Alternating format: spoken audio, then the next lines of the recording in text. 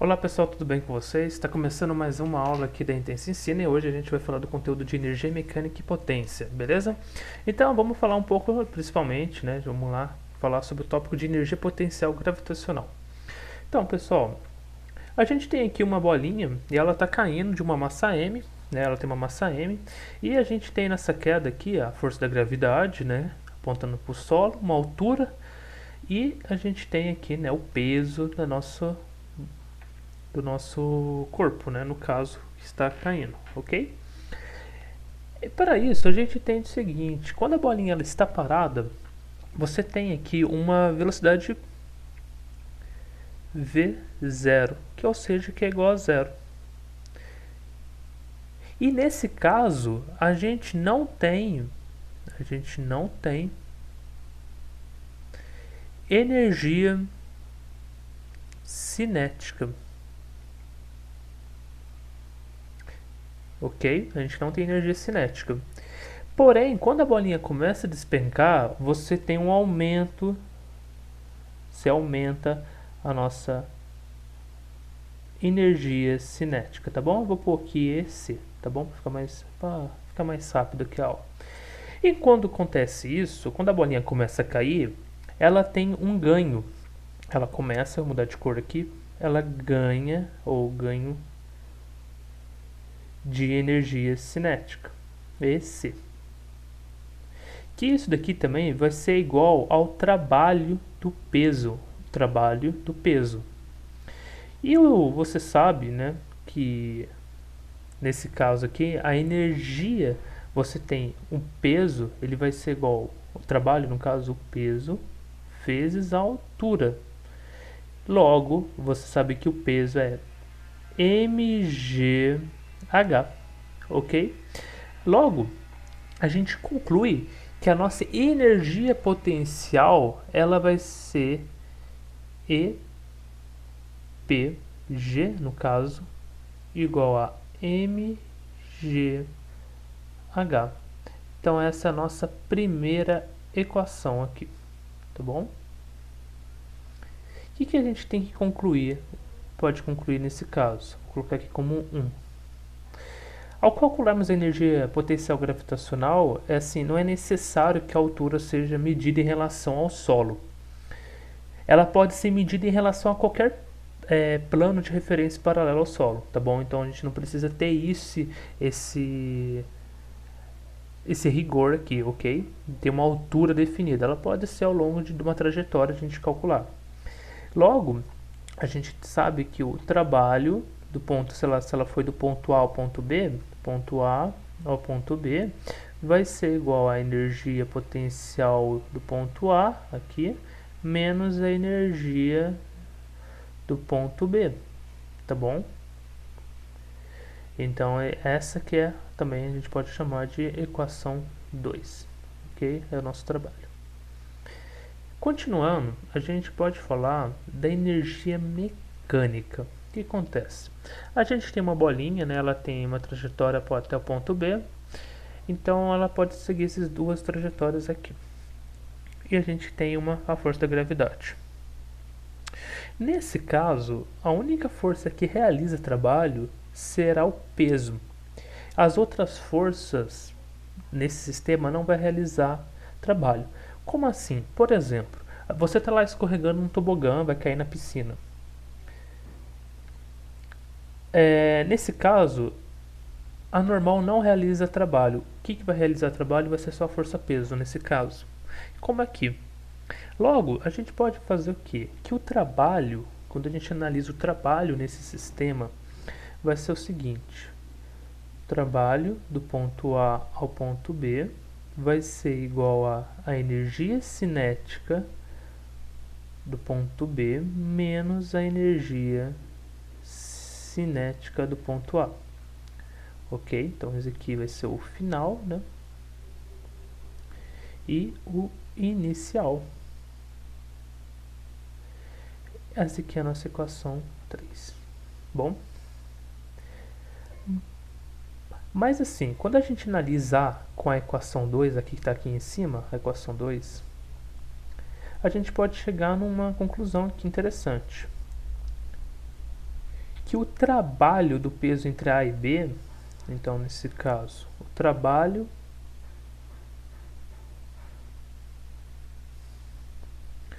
do peso entre A e B é AB igual a E potencial de A menos a energia potencial de B. Então aqui é a inicial e aqui é a final. Então essa aqui é a equação 4, tá bom? Então eu vou colocar aqui, para deixar mais claro, eu vou deixar em vermelho aqui para facilitar a visualização. Equação 3 aqui em cima. E aqui mais acima a gente tem a equação 2, que é o trabalho realizado quando tem um deslocamento aqui. Então quando a gente tem esses sistemas, a gente tem toda esse trabalho aqui.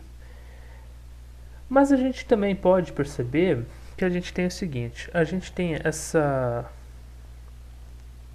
essas três equações. Acho que vou precisar de um espaço aqui, eu vou fazer uma mágica aqui, se vocês não sabem, tem uma mágica que dá para fazer aqui, aumentar um pouquinho de espaço aqui para pular só uma linha aqui.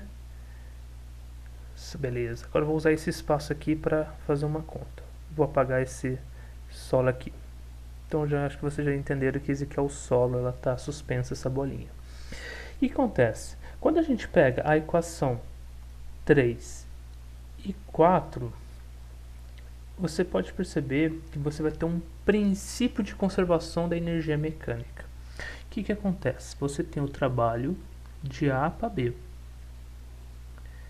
E você tem a energia cinética de B menos a energia cinética de A, que vai ser igual a energia de P e A, menos a energia de P e B, ou seja, energia cinética, né? E a com P é a energia potencial. Então aqui é a final, vou colocar como F, aqui é a inicial, aqui também é a inicial e a final. Quando a gente junta tudo isso daqui, a gente vai ter energia mecânica, ou seja, a gente pega a energia cinética inicial mais a energia potencial inicial igual a energia cinética B final mais a energia potencial final. Tudo é uma constante, é um sistema que fica constante, que vai ser igual a energia mecânica. Isso tudo, gente, é o princípio que a gente vai falar mais tarde, é o princípio da conservação da energia mecânica. Então, vou colocar conservação da energia mecânica.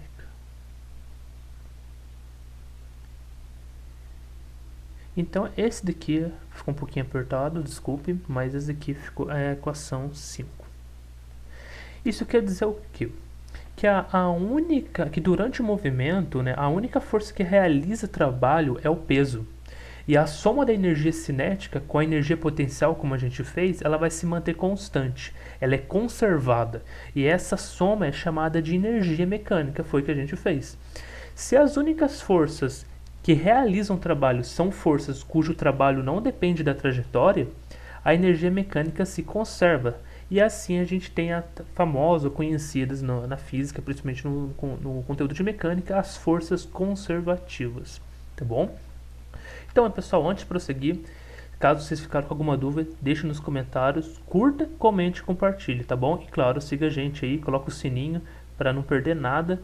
E claro, né, isso ajuda demais a gente aqui para continuar o nosso trabalho. Então vamos dar continuidade ao nosso conteúdo. Vamos falar um pouco de energia potencial elástica. Vamos lá. Você tem aqui um bloquinho laranja, né, aqui em cima, e perceba, tá aqui em cima. E esse bloquinho, ele vai ser comprimido. Você comprime ele, aqui está o 0, né? Ele está comprimido. Você comprime, ele tem um XB. E quando você estica ele, ele tem uma nova posição, certo? Você tem aqui o bloquinho na posição XA. O que acontece? Qual seria a energia potencial em A? Então pensa comigo. Você analisando esse gráfico, perceba que você comprimiu ele na origem aqui, ele ficou negativo, depois ficou positivo. A gente sabe, nas aulas anteriores que a gente estudou tudo, que a força elástica é F igual a nossa constante vezes um x. O trabalho da força elástica para ir de A até zero, a gente tem que saber o seguinte, que o trabalho vai ser de A até zero. Sendo que a gente tem, por exemplo, sendo que a energia potencial em A, o que a gente tem? Que a energia potencial de A vai ser igual ao trabalho até o zero, tendendo a zero. Tende a zero. Então, nesse caso, vai ser XA vezes a nossa força, que vai ser o K, XA, tudo isso dividido por 2. Logo, a gente tem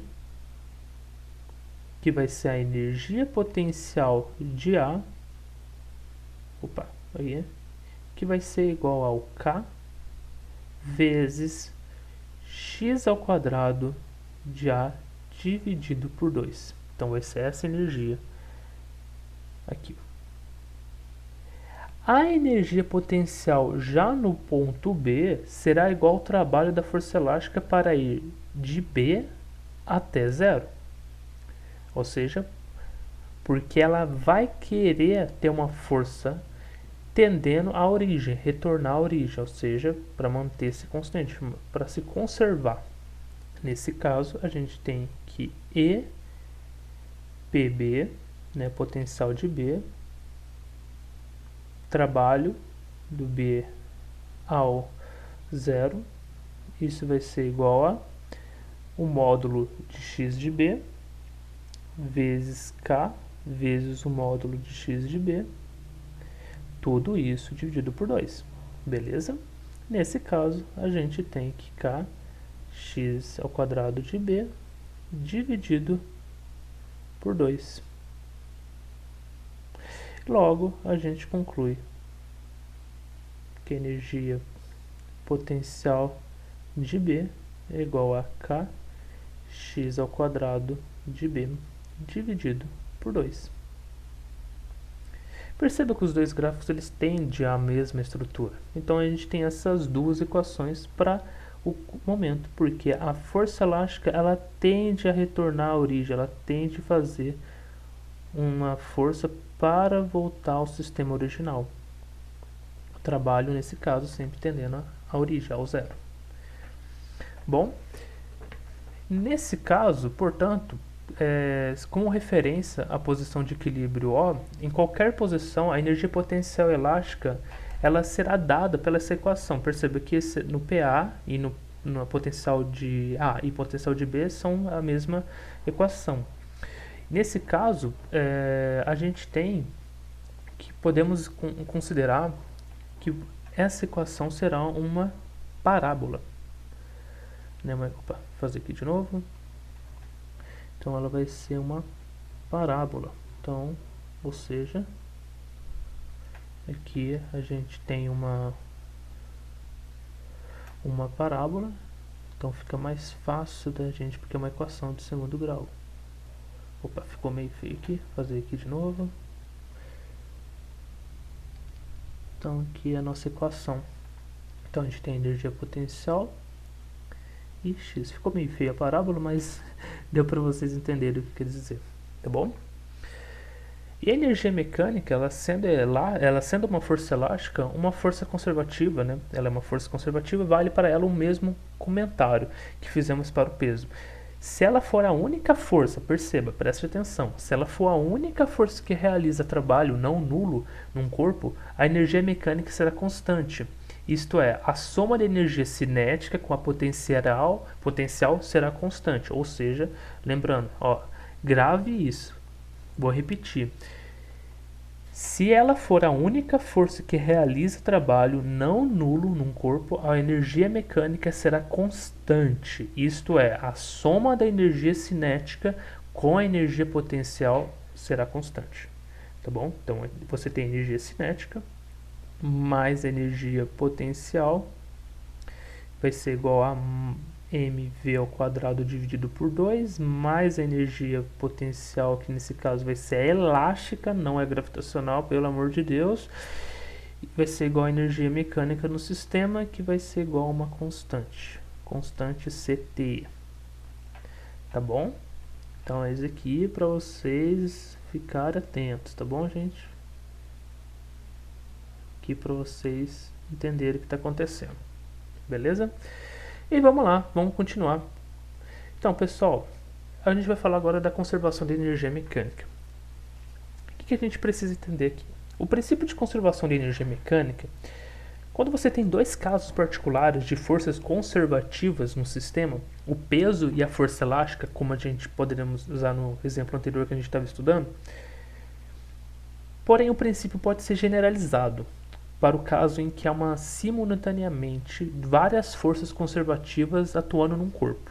Quando você tem várias forças atuando num corpo em um sistema que a gente está estudando. A energia mecânica, nesse caso, quando a gente tem várias forças atuando sobre um sistema, você tem lá uma bolinha e tem várias forças atuando, vários tipos de forças atuando, a energia mecânica, nesse caso, é a soma da energia cinética com todas as potenciais que houver, perceba. Assim, o princípio da conservação de energia mecânica ele pode ser escrito como está aqui, que seja, se dentre todas as forças que atuam num sistema, as únicas que realizam trabalho não nulo são forças conservativas, a energia mecânica do sistema é constante. O que a gente sempre está falando desde o início da aula, tá bom? Então isso aqui é para vocês gravarem na cabeça e não errarem mais o conceito aqui. Então você tem uma conservação, né, da energia mecânica, no caso ela vai se tornar constante nesse sistema. Então vamos lá, pessoal, agora mudando um pouco de assunto, mas estando também no assunto, a gente vai falar de potência. Quando a gente fala de potência, a gente sempre pensa assim numa energia, né, de aumentar a velocidade de algo, né, aumentar a rapidez, algo do tipo. Então o que é o seguinte, é interessante a gente saber o que é rapidez, saber a rapidez, que uma força realiza trabalho ou um sistema fornece ou recebe energia. Então a potência que isso gera, né, o que acontece. A grandeza que nos dá essa rapidez, né, essa velocidade de transferência de força, de energia, né, algo do tipo, é chamada de potência. Potência de uma força, isto é, né, a rapidez que uma força realiza trabalho. Então a potência, ela é a potência média, no caso de uma força, num certo intervalo de tempo, é a razão entre o trabalho, como está escrito aqui, dessa força, e o intervalo de tempo. Então essa aqui que é a nossa conceito de caso, a formulação de potência média. Então, é o trabalho, é a razão do trabalho pelo intervalo de tempo. No sistema internacional, a unidade de potência recebeu o nome de watts, né? No sistema internacional, ela é watts, watt, né? E cujo símbolo, né? Cujo símbolo ele é o W. Nesse caso, ele é homenagem, né, a James Watt. James Watt.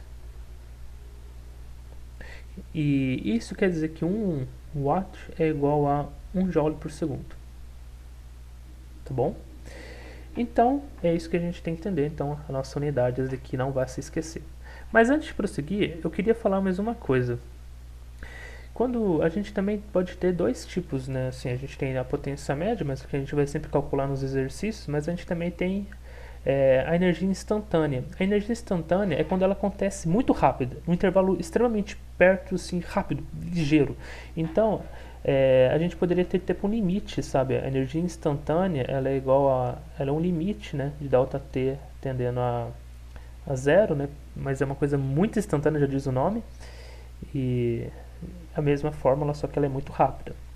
Em geral, presta atenção no que eu estou falando.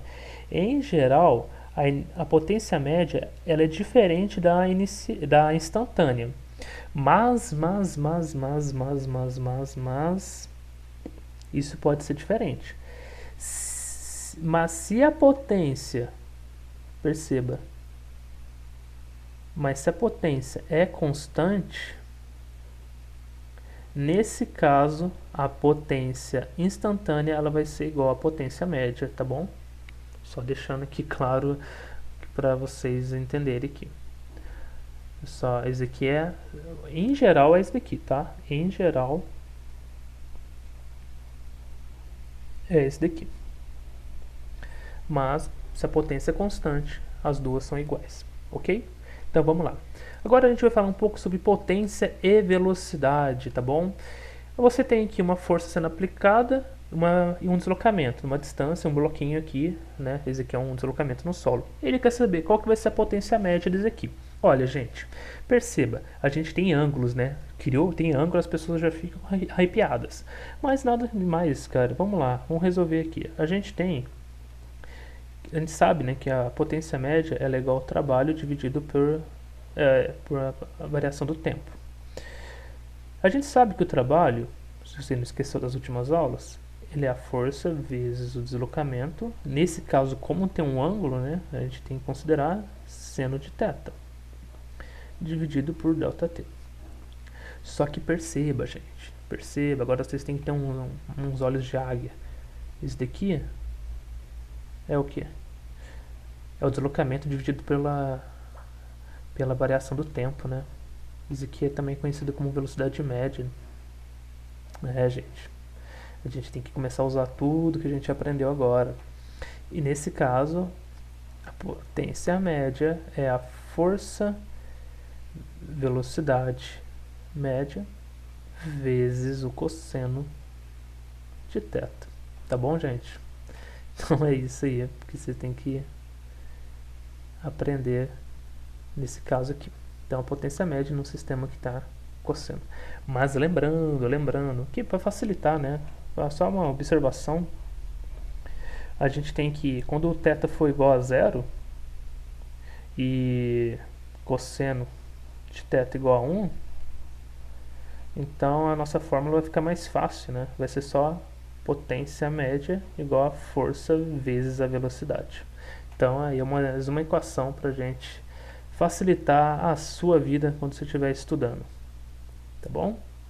Então vamos lá. Dando continuidade, vamos falar um pouco sobre potência e energia.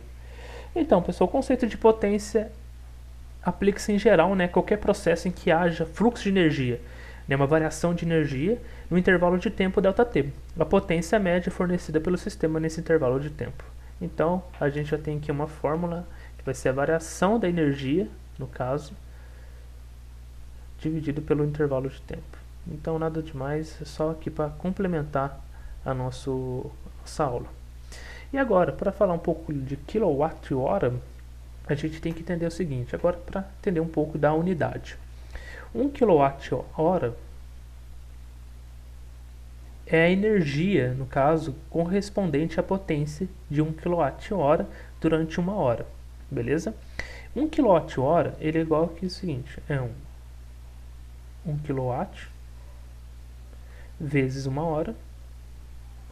Isso daqui é igual a 10 a terceira watt, que é igual a uma hora tem quantos segundos? 3.600 segundos. Isso tudo aqui, a gente multiplicando, vai dar 3,6 vezes 10 a sexta watt vezes segundo, ok? Isso daqui é igual a joule também. Então, 3,6 vezes 10 a sexta joule. A energia, por exemplo, se a gente quer comparar, né, a energia consumida pelo ferro de passar, por exemplo, a gente tem que a variação do E, ele vai ser igual a potência vezes delta T. Nesse caso, a gente tem que 200 watts, se a gente considerar aqui a potência sendo isso, 2000 watts, desculpa, vezes 3 horas. E nesse caso a gente tem, multiplicando tudo aqui, a gente pode considerar isso aqui como 2 kW e fica 6 kWh. Então um exemplo aqui para você fazendo essa alteração com a equação de cima. Então por fim, pessoal, para encerrar nossa aula, a gente vai falar um pouco de rendimento. Então sim, quando a gente tem uma máquina qualquer que recebe uma potência total, dessa potência uma parte é realmente utilizada para realizar a tarefa para a qual a máquina foi destinada. E essa é a potência útil, que é a PU.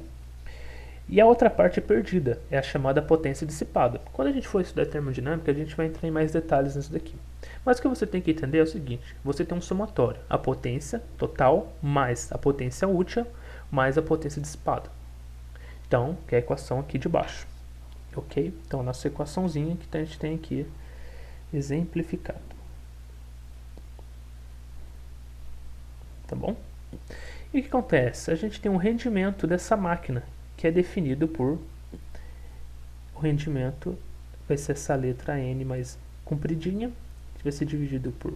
Vai ser o PU dividido por PT. O PU é a nossa potência útil, dividido pela potência total. Ok? Então vamos fazer um exemplo, só para a gente facilitar aqui. Por exemplo, a gente tem lá uma potência recebida, né? Uma potência total, no caso, de 80 watts no sistema. E nesse caso, a potência útil foi 60 watts. E qual que foi o rendimento? Ora, o rendimento vai ser 60 dividido por 80, porque vai ser a potência útil dividida pela potência total. Isso daqui vai ser 0,75, que vai dar 75%. E qual que foi a potência dissipada, gente? Pô, gente, fica mais fácil. A potência dissipada vai ser PD igual a PT menos PU, ou seja, a potência total menos a potência útil, que vai ser igual a 20 watts. Tá bom, pessoal? Então é isso. Eu encerro aqui essa aula. Na próxima aula a gente vai fazer exercícios sobre esse conteúdo, como a gente está de costume, né? Nessa série que a gente está fazendo essa playlist aqui no curso, no canal. E, claro, deixando aqui, curta, comente, compartilhe, siga, clica no sininho, siga a gente nas redes sociais, que a gente sempre vai estar fornecendo conteúdos bem bacanas aqui sobre física, matemática e, claro, de divulgação científica. Então espero vocês na próxima aula e até mais.